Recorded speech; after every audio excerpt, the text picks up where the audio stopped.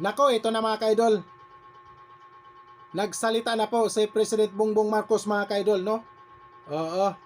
At talaga lang mga kaidol, no? PBBM nanindigan na hindi isusuko anumang teritoryo ng Pilipinas mga kaidol. Ayan na po ang sinasabi natin mga kaidol, no? Nagkaroon na po ng boses ang ating mahal na Pangulo mga kaidol. At ito mga kaidol, ating pakinggan po mga kaidol ang sinasabi ni President Bongbong Marcos mga kaidol. Pakinggan po mga kaidol. Ito, panoorin po natin at pakinggan po natin mga kaidol ang sinasabi ni President Bongbong Marcos mga kaidol, no?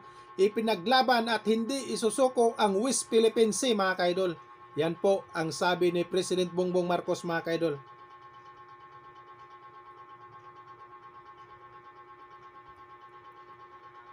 Dito sa China. Yan teka lang, wait lang. Kung hindi madadala sa usapan, mapipilitan daw ang Pilipinas na bawingin ang ugnayan nito sa China. Yan ang matapang na babala ni Pangulong Bongbong Marcos Jr. kasabay ng kanyang talumpati sa Australia. Para bigyan ng mukha ang balita, Mobile Journal, Julie Baiza. Our independent foreign policy compels us to cooperate with them on matters where our interests align, to respectfully disagree on areas where our views differ, and to push back when our sworn... Teka lang mga DDS, no? Intindihin nyo po ng mabuti bago kayo mag-comment dito mga DDS supporters, no? Kasi English po kasi ito mga DDS. Alam ko naman na alam namin na hindi talaga kayo makaintindi na English eh. Oo.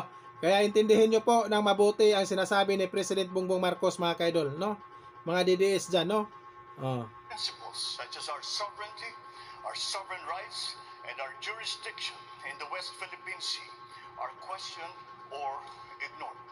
Ito ang posisyon ni Pangulong Bongbong Marcos pagdating sa usapin ng China at Pilipinas. Sa kanyang talumpati sa Lowy Institute Forum sa Melbourne, Australia kahapon, muli iginiit ng Pangulo na handa siyang dumepensa at hindi isusuko ang alimang bahagi ng ating teritoryo, partikular na sa South China Sea.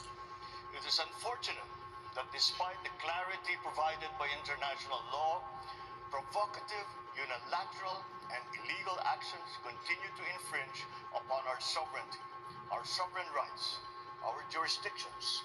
Sa kabila ng mga ito, bukas pa rin daw ang pamahalaan na makipag-ugnayan sa China para sa mapayapang pagresolba sa issue.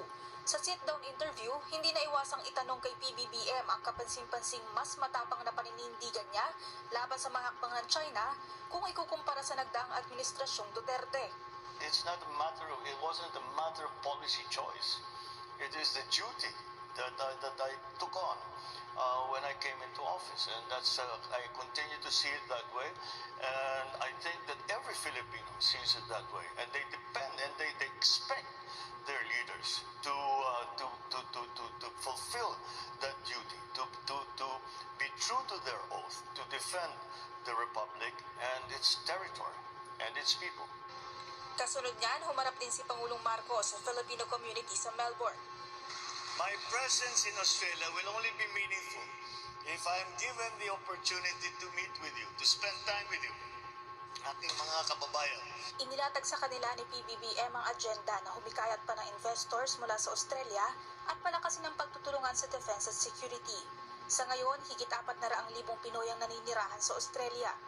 Mobile Journal, Julie Baiza po, hatid ang mukha ng balita. Ayan po mga kaidol, no? Grabe yung mahal nating Pangulo mga kaidol, no? Pinapanindigan at hindi isinuko mga kaidol ang West Philippine Sea mga kaidol, no? Oo. Hindi katulad ni Duterte mga kaidol, ni Digong, na ipamigay lang po ang West Philippine Sea. Ano sabi ni Digong mga kaidol? Tubig lang yan, no? Tubig lang yan. Diba? Yan po ang sabi ni Digong, tubig lang yan, boundary lang yan, tubig lang yan.